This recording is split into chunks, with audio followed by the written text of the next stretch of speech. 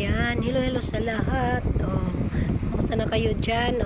May bagyo na ngayon sa amin to, lakas ng ulan at hangin. Kaya ang ginawa ko, kahit umuulan, winalisan ko doon sa namin harap. Paano kasi pinabaha na pumasok na yung ulan dito sa namin, sa loob ng terrace. Ayan, kaya yung mga halaman ko di may iwasan na nangatumba yung iba.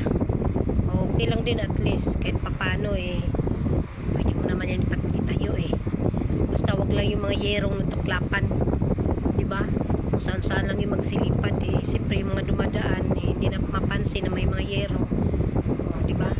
Kaya ayan, kahit umuulan siya, ayan, winalisan ko kasi yung kapitbahay namin mayroon silang yung sa alulod nila doon napunta yung yung tubig sa namin sa terrace.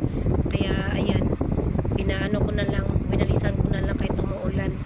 May bagyong Inday kasi kaya malakas yung hangin tsaka ulan.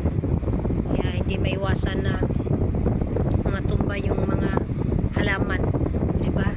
Kaya mag-ingat din kayong lahat na nasa mga kalsada, lalo na yun doon sa mga bukire, lalo na yung mga landslide ba, diba?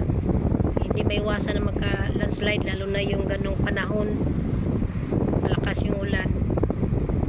Kaya pray lang na maging okay yung panahon natin.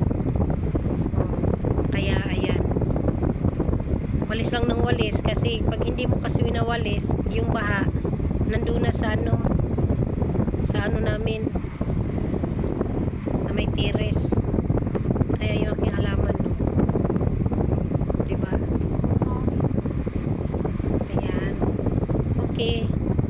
Thank you for watching. God bless. Mag-ingat ang lahat, lalo na sa kalamidad natin ngayon.